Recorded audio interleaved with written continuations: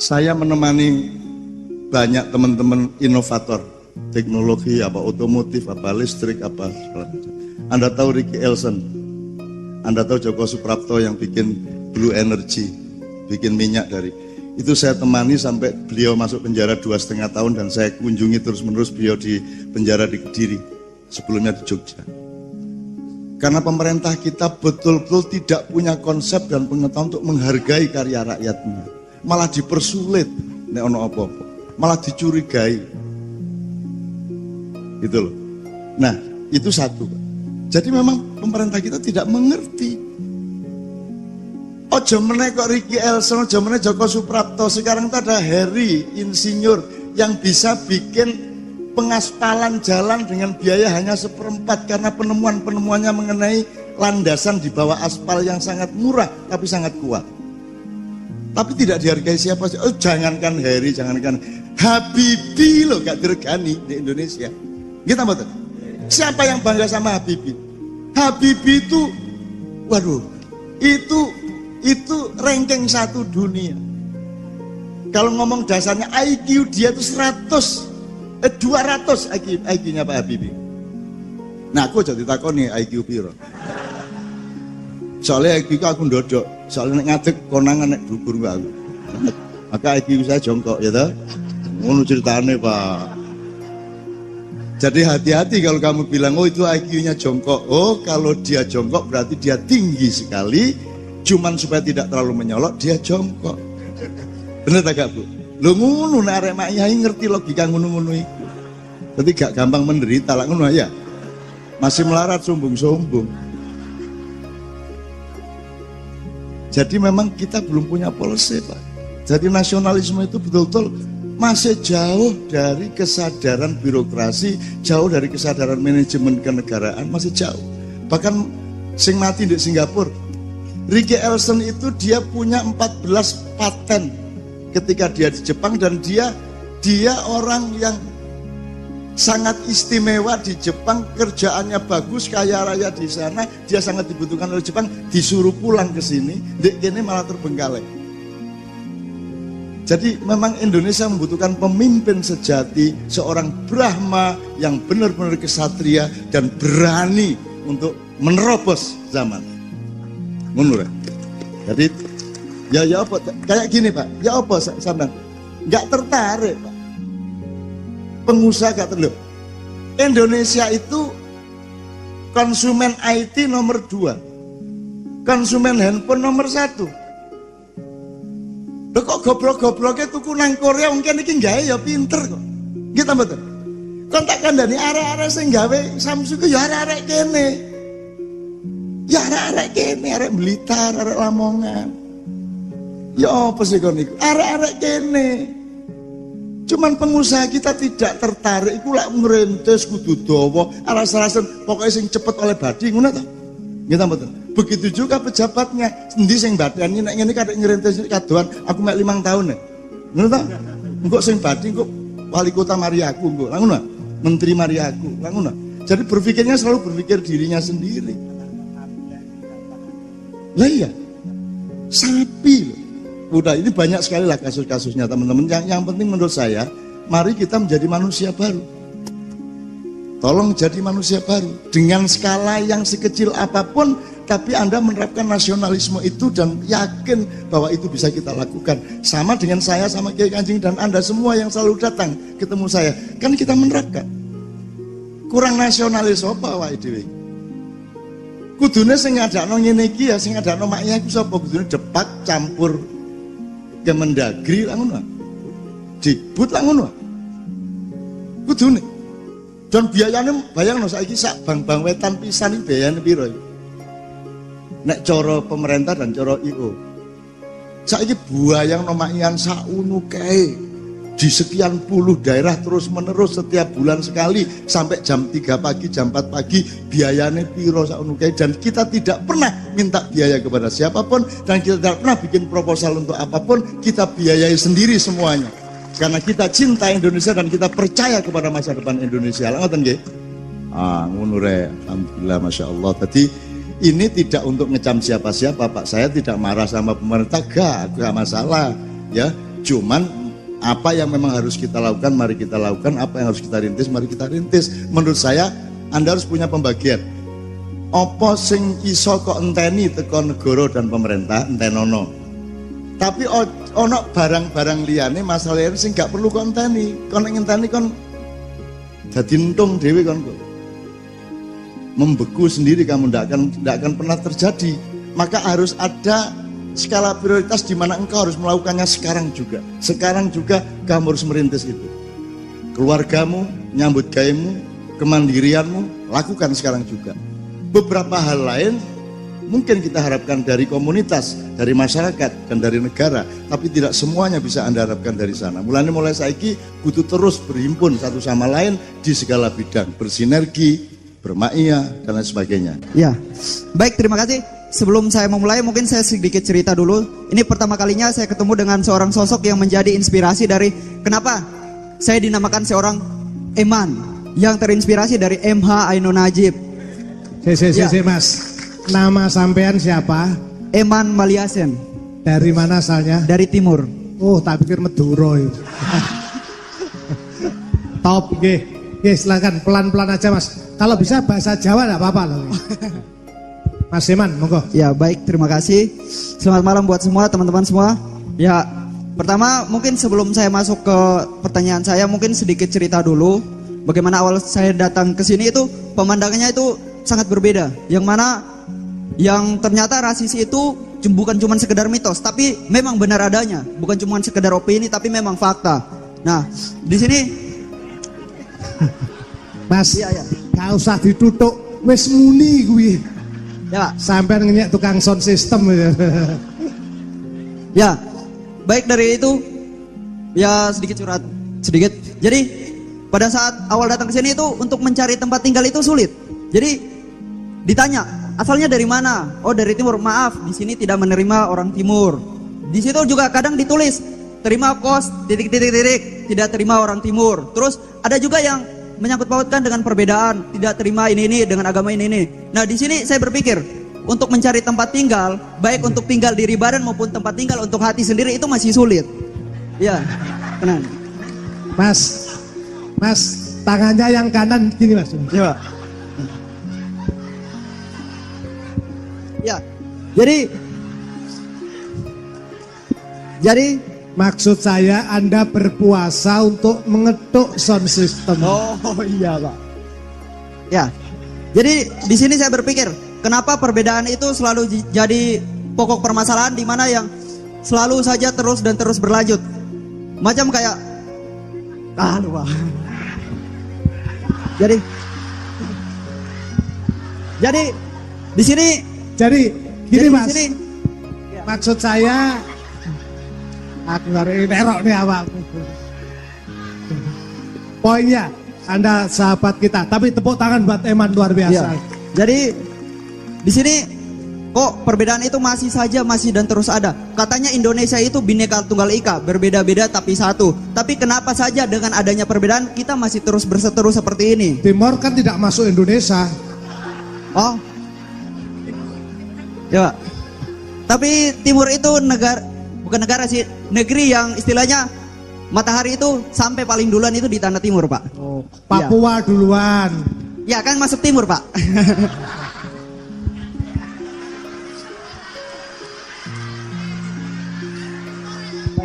Baik. Oke, poinnya Mas Eman. Baik. Poinnya, tapi malam ini Anda kan dapat kegembiraan luar biasa kan? Ya. Malam ini Anda merasa gembira nggak? Ya, saya merasa bergembira di mana saya bisa mengalahkan rasa takut saya di hadapan begini banyak orang. Ya mungkin saja bukan hanya Untak, tapi di seluruh Surabaya mungkin ada yang dari luar juga. Terima kasih. Jadi di sini dengan faktor perbedaan yang terus saja berkepanjangan. Nah, cara kita untuk menyikapi baik diri kita sendiri ataupun menyikapi orang yang terlalu berlatar belakang perbedaan itu masih terus saja dipermasalahkan tuh seperti apa? Mohon penjelasannya. Terima kasih dari saya. Terima kasih. Assalamualaikum warahmatullahi wabarakatuh. Mas Eman, makasih. Ya Allah, wong ngomong ya nganggo malang kerik barang wis. Dudu arek Jawa sih berapa. Assalamualaikum warahmatullahi wabarakatuh. Nama saya Rizky Ridho Ilahi. Selamat malam Cak Nun. Pelan-pelan, namanya Rizky Ridho Ilahi. Rizky Ridho Ilahi.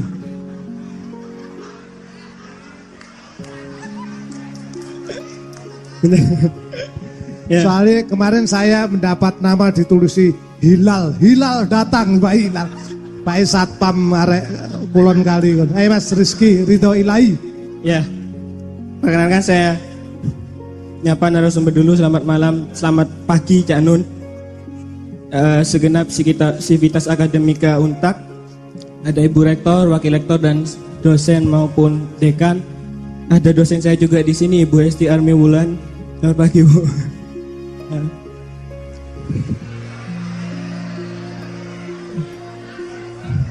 Ya. Jadi saya langsung ada 2 pertanyaan. Pertama, kalau kita bicara soal nasionalisme tidak terlepas daripada jiwa gotong royong yang ada. Nah, konteks kekinian, bagaimana kita memahami gotong royong itu sendiri dan bagaimana mempraktikannya. Saya ikut BBW Ma'iyah Surabaya itu cukup lama, cukup saya amati juga bagaimana gotong royong juga hidup di situ. Yang kedua, saya mohon izin waktu dulu untuk menceritakan, ini keresahan saya juga. Beberapa waktu lalu, saya bersama teman-teman mahasiswa buat suatu acara di kampung, karena kebetulan saya orang kampung. Saya ajak pemuda, tetapi responnya sangat mengejutkan saya. Respon si pemuda ini bilang seperti ini, saya merasa tidak pantas berkumpul sama mahasiswa. Artinya bagaimana kita mau bergerak bersama-sama. Ini menjadi kritik juga bagi saya sebenarnya. Saya mahasiswa kok merasa didewakan, merasa saya ini saya punya kelas sosial yang beda. Itu bagaimana saat ini, mohon pencerahannya Cak Nun. Terima kasih. Jurusan apa Mas sampean? Hukum. Hukum apa? Fakultas Hukum. Oke, Mas Ridho Ilahi. Ridho Ilahi. Iya Mas, silakan Mas. Assalamualaikum warahmatullahi wabarakatuh. Waalaikumsalam. Nama saya Ogi Prastara dari Fakultas Ekonomi Manajemen Untak Surabaya, asli Lamongan. Saya ingin bertanya tentang ini kan nuansanya kenegaraan dan nasionalisme. Saya pernah membaca sebuah tulisan di situ tentang tertera tentang namanya Ya opong si moco awakmu takwa. Tak pikir saya pernah membaca tanpa huruf. di situ dituliskan bahwa penasihat Majapahit, yaitu raja terakhir Brawijaya yang namanya Sabdo Palon, dia pernah dengan penglihatan batinnya dia pernah diperlihatkan bahwa negeri Katulistiwa ini pernah menjadi pusat peradaban dunia. Seperti itu kan ya, yang sering banyak dituliskan. Cuman saya cari-cari keterangan tentang peradaban kala itu yang namanya Atala Dwipa itu tidak banyak dituliskan. Jadi mungkin bisa dijelaskan karena Cak Nun sendiri kan termasuk budayawan nasional, mungkin bisa menjelaskan sedikit tentang itu. Sekian. Assalamualaikum warahmatullahi wabarakatuh. Cak Nun dianggap budaya nasional dunia dan Mas. Assalamualaikum warahmatullahi wabarakatuh. Yang terhormat Ibu Rektor dan Ibu Wakil Rektor dan Wakil Rektor dan beserta Cak Nun dan jajaran semua yang ada di Untak. Nama saya Fauzi Priantoro dari Fakultas Fisip Ilmu Politik. Yang sedikit saya di sini lebih. Semester berapa Mas? Saya semester 10 Pak. 10. Semester 10 mata kuliah Pancasila gurung lulus. Jadi yang sedikit di sini saya bertanya-tanya kepada Cak Nun selaku dikatakan budayawan dan praktisi ya. dengan adanya zaman baru itu nanti kita menghadapi situasi yang seperti apa? Kalau kita melihat isu yang kemarin nggak lama dari tentang pembarusan buku-buku masalah pemahaman sejarah komunisme, ya kan? Nah di sini sekejam apakah pemahaman komunisme itu yang akhirnya kita resah, kawan-kawan yang di ilmu politik, di sejarah, di sastra dan sebagainya. Nah apakah ini ideologi pemahaman Pancasila ini nggak tepat yang dilakukan di Indonesia? Apakah bagaimana? Karena kita sangat penting, apalagi mahasiswa harus paham betul sejarah perjalanan bangsa, sistem politik bangsa ini seperti apa. Itu yang pertama. Yang kedua adalah di zaman baru ini kita akan menghadapi seperti apa? Lebih susahkah? Lebih enakkah? Atau seperti apa? Saya kira seperti itu. Terima kasih. Wassalamualaikum warahmatullahi wabarakatuh. Oke, terakhir Mas. Semester berapa Mas? 9. Assalamualaikum warahmatullahi wabarakatuh.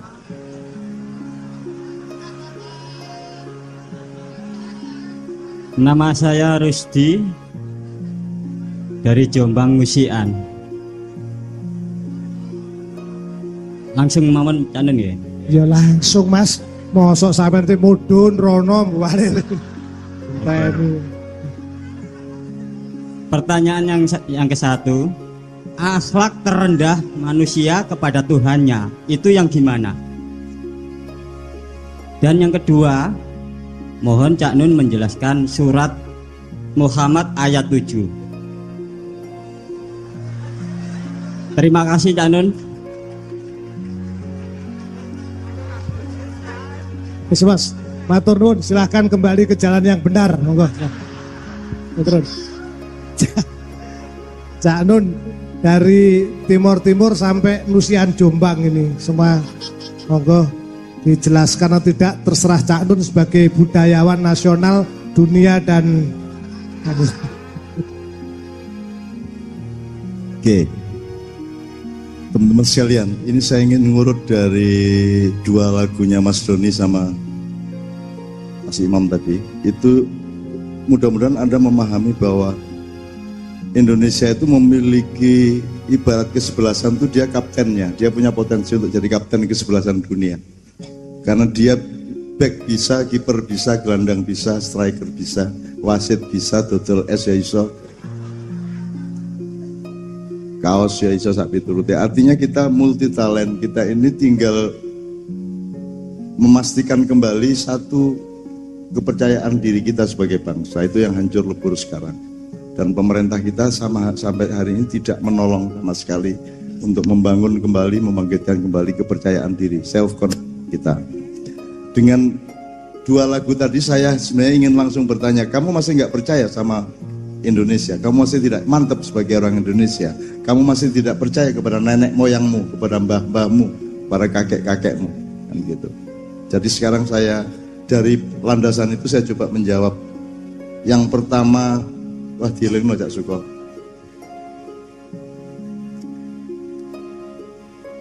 Sing pertama mau apa ya? soal perbedaan Bhinneka Tunggal Ika. Oh, yang gini-gini tadi ya. Eman. Gini Mas, saya jawab singkat. Anda harus berpikirnya gini, sebab dan akibat. Sekarang perbedaan itu menjadi masalah, itu sebab apa akibat? Ya. Kalau Anda tidak belajar sebab akibat, Anda tidak akan paham sejarah. Karena metodologi memahami kehidupan dan sejarah itu Anda mengetahui mana sebab, mana akibat. Meskipun akibat akan menjadi sebab yang baru bagi akibat berikutnya, tapi dialektika dan dinamika sebab akibat ini harus menjadi cara pandang utama, kaifiyah atau metodologi. Jadi Indonesia itu tidak pernah ada masalah dengan pluralisme, tidak pernah ada masalah dengan keragaman. Sejak dulu kala tidak ada masalah. Mojopahit itu Hindu, Buddha, Islam tidak ada masalah. Itu masalah 20 tahun belakangan aja. Dan itu dibikin oleh orang lain yang ingin membuat kita bertengkar sehingga mereka gampang mencuri dan merampok kita. Gitu. Jadi menurut saya Anda tidak usah pusing soal itu. Itu hanya akibat saja dari banyak hal. Ada yang dari atas, dari tengah, ada yang dari bawah. Nah Anda sendiri kurang punya resistensi untuk mempertahankan apa namanya. Lu gak ada masalah di Jombang itu Mojowarno itu gereja tertua di Pulau Jawa. Ya, sampai hari ini dengan orang Islam di sekitarnya tidak pernah ada konflik apapun sama sekali. Tidak ada masalah. Apalagi kalau mayoritasnya Islam, yang lain pasti akan selamat. Meskipun saya tidak akan melanjutkan kalimat itu. Kalau yang mayoritas bukan Islam, baru orang Islam punya masalah kan begitu. Menurut saya Mas, berangkatnya gini, itu semua akibat dari ketidakadilan. Kamu jangan ngomong gotong royong, jangan ngomong kerukunan. Itu cuman akibat. Kalau adil satu sama lain, kita pasti rukun, pasti gotong royong. Gak bisa kamu bangun gotong royong sementara ada yang curang, ada yang tidak adil, betul enggak? Nah, tidak adil itu bisa polisi pemerintah, bisa aplikasi pembangunan, bisa sikap sosial, bisa perilaku budaya dan seterusnya. Selama keadilan itu tidak berlangsung, maka problem akan banyak sekali. Dan jangan dipikir borok itu masalahnya, borok itu akibat dari yang tidak benar, gitu loh Mas. Ya Mas ya. Jadi menurut saya nomor satu, memperjuangkan keadilan aja. Yang lain-lain itu akibat kok, gitu loh Mas. Saya tidak pernah ada masalah kok, maknya tidak pernah ada masalah toh. Anda di Bang Wetan sampai pagi, apa pernah tahu di samping Anda agamanya apa? Gak ada masalah. Dan sejak dahulu kala tidak ada masalah di Indonesia. Itu bikinan mereka. Kita ini bangsa, jadi di dunia ini Indonesia, utamanya Jawa dan Islam yang harus dihancurkan oleh sekutu-sekutu dunia yang dipimpin iblis dan dajjal, gampangan ngono lah. Jadi sejak perang salib, kemudian hancurnya dia, dikepungnya dan ditawurnya Ottoman, kemudian Arab Spring sudah selesai, sekarang giliran Indonesia harus dipecah belah. Jadi Anda jangan mau terpecah belah. Dan Makyah ini kan sudah terbukti bahwa kita, Makyah itu disukai oleh orang Buddha, orang Konghucu, oleh orang Kristen, tidak ada masalah. Orang miskin, kaya, semua tidak ada masalah. Pejabat juga nggak kita marahi. Kita tidak benci kepada pemerintah. Kita mengkritik apa adanya kalau pas harus mengkritik, kan begitu. Karena masalah Mas. Sekarang nomor siji adil, agak adil menurut doa. Ikut doa perjuanganmu. Cara mananya itu toh. Kalau ada yang tidak adil, pasti gak gotong royong, pasti imannya yang mudun, apa ae. Jadi keadilan itu adalah titik tengah dari Asmaul Husna. Keadilan itu titik tengah dari semua persoalan. Adil itu kalau diaplikasikan gini, wes kayak sinau ya, Didik ya. Adilku nek sol ya sol. Nek sole rada munggah didik pales. Jadi keadil. Jadi dalam musik yang di dalam kesenian adil itu namanya pas. Nek ono sitok mblero titik wis rusak kabeh. Aransemen. Kalau dalam olahraga adil itu sportif. Gitu. Kalau dalam akhlak adil itu jujur. Kalau dalam politik adil itu gembira, rakyatnya gembira apa tidak? Kalau rakyatnya gembira berarti adil. Menurut ukuran ini atu-atu. Kan gitu. Untak adil apa tidak? Mahasiswanya sumringah apa tidak? Kan begitu. Nek sumringah arek-arek berarti lumayan adil, kan gitu. Apalagi di bidang apa saja? Apa di bidang apa saja? Hukum itu alat. Dia itu produk dari keadilan, bukan hukum itu subjek. Hukum itu cuman alat. Gitu loh. Makanya perangkat hukumnya cuman alat. Yang subjeknya adalah keadilan, subjek nilainya ya. Bukan subjek fisiknya. Subjek fisiknya adalah ahli hukum dan perangkat hukum. Tapi subjek, substansi dan nilainya adalah keadilan. Jadi salah kalau kamu ngomong supremasi hukum. Salah, salah. Supremasi keadilan. Sebab hukum tidak bisa menyelesaikan masalah. Dia hanya bisa menyelesaikan masalah di tataran tertentu. Maka dia harus terus-menerus mengacu kepada keadilan. Banyak sekali pengadilan-pengadilan terakhir ini yang mengacu kepada keadilan. Misalnya gini, nek secara hukum mbok iki nyolong apa kudu dihukum petang tahun, didenda sekian juta. Hakimnya tidak bisa apa-apa karena memang hukumnya seperti itu. Maka hakimnya mengambil inisiatif budaya dan kemanusiaan. Ngene, ayo urunan saiki rek cek mbok iki iso bayar. Karena kita ini harus bayar pajak kepada orang kecil. Hakimnya mengatakan begitu. Jadi itu Hakim itu datang jangan dengan pasal. Hakim itu datang duduk dengan rasa keadilan dan ilmu keadilan. Maka dia bisa menciptakan pasal-pasal baru di setiap kasus yang berbeda. Jadi sekali lagi supremasi hukum itu salah. Yang benar supremasi keadilan. Itu ya. Hukum itu tidak ngerti apa sebabnya orang mencuri. Ngertinya orang mencuri. Dia tidak peduli sebabnya apa kok mencuri. Gitu loh, Rek. Kalau akhlak lebih tinggi. Dia cari kenapa kok dia sampai mencuri. Mari kita tolong supaya dia tidak mencuri lagi. Kan begitu, itu akhlak. Kalau hukum tidak peduli. Pokoknya kon nyolong tak hukum saya ini. Karena hukum itu sangat rendah derajatnya. Makanya Islam juga jangan ngomong syariat. Kalau ngomong syariat itu nomor satu pahami syariat Allah. Jangan syariat Islam dulu. Syariat Allah itu apa? Contohnya syariat Allah. Kalau saya ngomong syariat Allah, ingat apa? Kamu, awakmu. Sholat, apalagi? 3. Isi mau temenan kita. Syariat Allah itu contohnya air mengalir ke bawah, itu syariat Allah. Kau nek ngiler mesti mengisor, gak ono ngiler kok mendukur. Oke? Itu syariat Allah. Rambut tumbuh sampai usia tertentu, itu syariat Allah. Itu dulu pahami, baru nanti ada syariat Islam. Itu hanya 3,5% dari syariat Allah. Jadi pahami dulu syariat Allah. Syariat Islam nanti dulu. Gitu loh. Syariat Allah itu rambutmu cokol.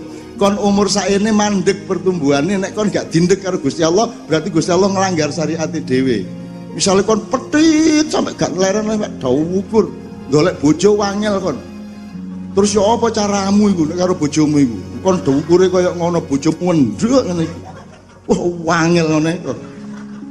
Itu syariat Allah. Daun-daun bergoyang, itu syariat Allah. Jadi temukan syariat Allah di alam dan di dalam dirimu. Detak jantungmu itu syariat Allah. Baru setelah kamu paham syariat Allah fi anfusikum wa fil afaq, di alam semesta dan di dalam dirimu, baru kamu bisa menemukan syariat Islam. Kenapa kok harus sholat 5 kali sehari? Ya kebangetan nek garek wong kene kudu bayar pajak. Dikai 24 jam sedina mosok kene gak ono sing digawe Gusti Allah blas. Ya ta mau gawe nontok McD WA kan kudu ono sing gawe Gusti Allah, pajake mek didik lho. Mek 5 kali lho. Mulane aku jane gak setuju sholat 5 kali. Aku setuju awale ben ping 50. Kapan-kapan aku kepedhuk Gusti Allah sampean balekaken ping 50 ya bongko arek-arek. Bayangno kayak sembahyang subuh adus sembahyang meneh. Sarapan kayak separuh sembahyang meneh. Kok kait nang kampus gurung tutuk nggone mampir musala sik sembahyang meneh. Pokoke ping 50 cek mate arek-arek. Kenaan ping 5 yang. Nah, itu syariat Allah Mas Yagi ya. Jadi saya ingin mengatakan kepada Anda, tolong pelajari anatomi hidup ini. Endi ndase, endi dodone awake, endi sikile lah ngono sih. Ojo ngelemprek kayak sarung, harus punya anatomi. Oh, kayak jahit baju lho rek karo celana. Iki bagian lengene, iki bagian kerahe lah ngono. Iki bagian benike. Ini sekarang pemahaman kaum intelektual terhadap hidup dan Indonesia juga kayak sarung ngelemprek. Gak jelas lor kidule, gak jelas ndukur ni sore. Sarung ngelemprek karo dhewe. Itu pun teles pisan. Digawe gak kena, dipe gak garing-garing. Gitu ya. Jelas ya Mas ya? Oke.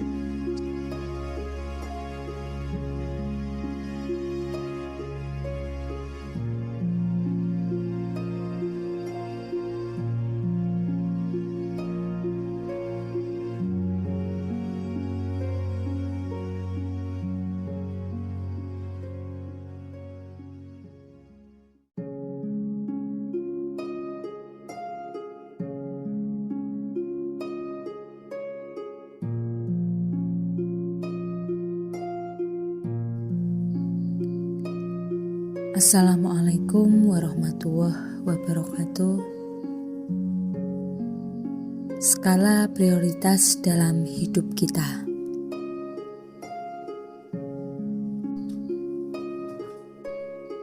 Terdapat beragam idiom perihal hidup. Salah satunya adalah sebuah putaran. Allah Subhanahu wa Ta'ala sendiri mengajari kita untuk terus-menerus meneguhkan bahwa hidup kita adalah innalillahi wa inna ilaihi raji'un. Yakni sesungguhnya kita adalah kepunyaan Allah dan kepada Allah jugalah kita akan kembali. Sebenarnya hanya berbekal kalimat sakti itu kita sudah cukup, bahkan sangat cukup untuk menegakkan hidup, menjalani kehidupan dan mencari penghidupan. Begitu masalah menghimpit, segala hal menjadi rupek, kita tak usah khawatir. Sebab peristiwa itu juga berasal atau didatangkan hanya oleh Allah Subhanahu wa Ta'ala. Dan lambat waktu juga bakalan kembali kepadanya. Atau begitu kita terlena hingga terperosok akibat nikmat yang diberikan Allah. Lagi-lagi kita mesti percaya bahwa itu berasal atau didatangkan hanya oleh Allah dan bakal kembali kepadanya. Singkatnya, itu sebuah keniscayaan, suatu keseimbangan atas suatu hal. Namun, dasarnya kita sudah dipal, sudah didaulat sebagai manusia yang amat zalim dan bodoh. Quran Surat Al-Ahzab ayat 72. Bahkan sangat lemah diterangkan pada Quran Surat An-Nisa ayat 28. Kita tak pernah belajar atas peristiwa yang kita alami sehari-hari. Barangkali itu bisa dimaklumi, namun ketika Al-Quran sudah diturunkan dan jelas-jelas sebagai petunjuk, lantas kita tak belajar dan masih melakukan kesalahan. Apakah itu bukan sebuah kezaliman dan kebodohan? Maka kezaliman dan kebodohan mana lagi yang engkau dustakan? Mungkin pertanyaan itu memang pantas dialamatkan kepada kita semua. Mbah Nun mengingatkan kembali tentang iman, hijrah, dan jihad. Beliau menegaskan bahwa hal tersebut semestinya menjadi siklus kesadaran hidup. Yakni pertama, kita mesti beriman, lalu berani hijrah, lantas berijtihad. Dan ketika sudah sampai tahap berijtihad, kita mesti mengecek kembali iman kita. Dari situ, saya terketuk untuk lebih memahaminya satu persatu. Apa sebenarnya iman? Apa sebenarnya hijrah? Dan apa pula sebenarnya ijtihad? Pertama, iman. Barangkali kita sudah sangat familiar dengan kata tersebut. Bahkan kita pun sepakat bahwa secara etimologi, kata iman diambil dari kata kerja amana yu'minu yang berarti percaya atau membenarkan. Namun ketika kondisinya sedemikian gelap, segala hal menghimpit kita, pemahaman itu seakan-akan sulit diterima akal. Mungkin seloroh itu diam-diam kita gumamkan. Mumet ndase mikir cicilan piye arep iman. Dalam hal peneguhan siklus kesadaran hidup, barangkali iman mesti kita pahami tidak hanya sebagai sebuah kepercayaan atau pembenaran atas suatu hal, tetapi mesti kita pahami sebagai sebuah sikap penerimaan. Meminjam ajarannya Ki Ageng Suroyo Mentaram, mungkin pengejauhan tahan sikap iman itu sekarang di sini apapun keadaannya dan aku mau. Dengan pemahaman seperti itu bakal mengantarkan pada pemahaman bahwa kita ini memang bukan siapa-siapa. Kita itu amat sangat biasa saja. Jadi titik beratnya sikap iman pada penerimaan. Penerimaan atas ketidaktahuan. Mungkin kita selama ini memahami bahwa iman itu mesti dengan pengetahuan. Tetapi sebenarnya tak begitu-begitu amat. Yang lebih nandes bisa menancap dalam kesadaran kita sebenarnya adalah justru karena kita tidak tahu. Maka kita beriman. Jika sudah demikian, efeknya adalah kesempurnaan. Manusia justru harus sempurna. Dan sempurnanya manusia adalah bersikap apa adanya atau bersikap sesuai dengan kehendak Tuhannya. Yang kedua adalah hijrah. Lagi-lagi mungkin kita juga sudah familiar dengan kata ini. Bagaimana tidak familiar? Saat ini kata tersebut seakan-akan sudah menjadi kata ampuh bagi sebagian golongan.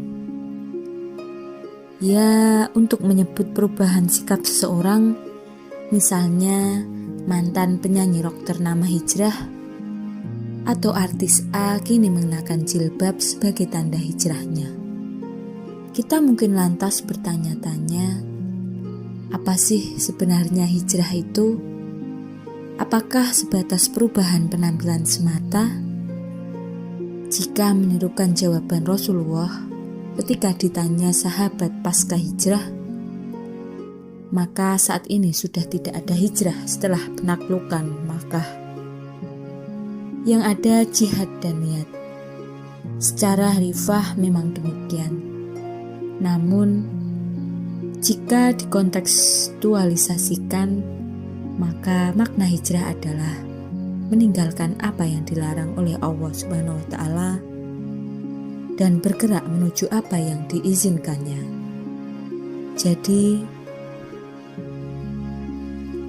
hijrah adalah banyak bentuknya. Ia bisa hijrah dari kekufuran menuju iman, hijrah dari maksiat menuju taat, hijrah dari duniawi menuju ukhrawi, hijrah dari penyembahan tagut menuju kepada Allah semata, hijrah dari ananiah, egoisme menuju istisar, mementingkan orang lain, dan masih banyak lagi contohnya yang lain. Singkatnya, dalam perkara hijrah ini, titik beratnya adalah pada niatnya, sebagaimana ditegaskan dalam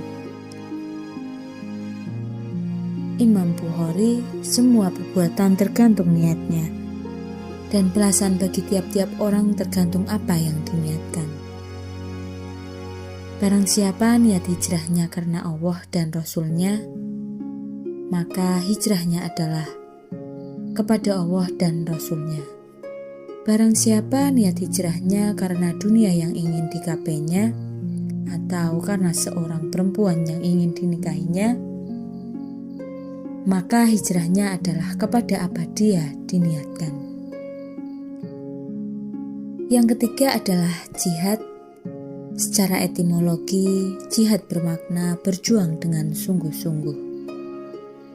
Maka dalam hal ini, sebaiknya kita juga jangan melupakan kata ijtihad dan mujahadah. Sebab ketiga kata tersebut saling berkaitan, yaitu jika jihad adalah perjuangan yang bersifat jasmaniah, maka ijtihad adalah perjuangan intelektual. Segala fenomena berpikir, paradigma teori, pengembangan wacana, pembaharuan tafsir, kepekaan ijma, kejelian menguak rahasia ilmu-ilmu, demokrasi dan kemerdekaan, dan apa saja yang sifatnya mengeksplorasikan rahmat Allah yang bernama akal, itulah ijtihad. Kemudian yang namanya mujahadah adalah perjuangan dalam konteks dan di wilayah spirit hidup. Pusat subjeknya adalah hati. Di atas kertas mungkin terkesan gampang dipahami. Tetapi jika sudah dihadapkan pada sebuah realita, pasti setengah mati mempraktikannya. Ketika kita diganjar peristiwa galau, mungkin hati kita tenang karena punya keyakinan badai pasti berlalu. Tetapi saat kita bahagia, lantas kita tiba-tiba amnesia bahwa hari cerah pun berlalu, maka dialektika jihad, istihad, dan mujahadah seakan-akan mati, mecen begitu saja. Dalam fase ini kita mesti kembali ke awal, mengecek kembali iman kita, menyadari bahwa apapun yang terjadi mesti kita imani dan harus kita terima. Jurusnya sekarang di sini, apapun keadaannya dan aku mau. Lantas beranjak hijrah dan berjihad sampai berulang-ulang menjadi sebuah siklus kesadaran hidup kita. Dan raihlah akhirat dengan segala anugerah yang telah Allah berikan kepadamu. Dan jangan lupa bagianmu di dunia, berbuatlah ihsan sebagaimana Allah telah berbuat ihsan kepadamu. Dan janganlah berbuat kerusakan di bumi, sungguh Allah tidak suka kepada para perusak. Surat Al-Qasas ayat 77.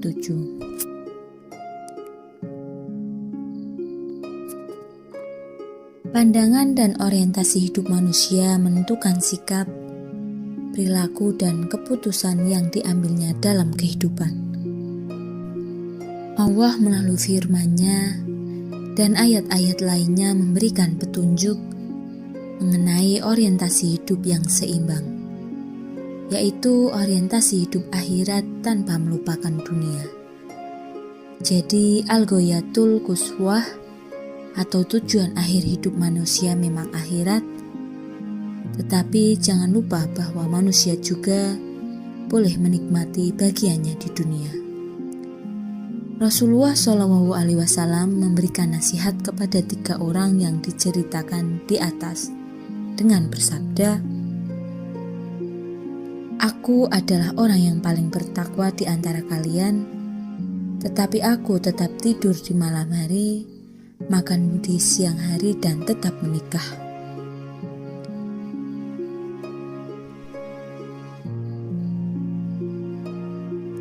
Hari esok dalam wacana Al-Quran bukan hanya dalam hitungan hari, bulan atau tahun bahan kurun, tapi menembus keluar batas kehidupan dunia sampai di akhirat. Jadi, hari esok kita adalah akhirat kita, masa depan kehidupan kita adalah kehidupan akhirat yang dimulai dengan hari kiamat, dan hari kiamat itu adalah hari perhitungan atau yaumul hisab. Kemudian hidup di dunia ini adalah masa manusia menanam, sedangkan di akhirat adalah masa kita mengetam. Maka Allah memberikan petunjuk kepada manusia agar memperbanyak berbuat ihsan selama hidup di dunia. Kata ihsan sengaja tidak diterjemahkan dengan kebaikan, karena ihsan lebih dari sekedar kebaikan. Ihsan adalah kebaikan luar biasa, memberi lebih dari kewajiban, mengambil kurang dari hak, itulah ihsan. Mengendalikan amarah dan memaafkan adalah contoh lain dari ihsan. Maka manusia diperintahkan untuk berbuat ihsan sambil diingatkan bahwa Allah pun berbuat ihsan kepada mereka. Allah memberikan rezeki kepada semua manusia, baik yang beriman maupun yang tidak, kepada orang yang menyembahnya atau tidak menyembahnya. Jika manusia berbuat ihsan, maka ihsan Allah kepada mereka pun akan dilipat gandakan. Maka raihlah akhirat dengan segala anugerah yang telah Allah berikan kepadamu. Dan janganlah lupa bagianmu di dunia. Sekian, wassalamualaikum warahmatullahi wabarakatuh.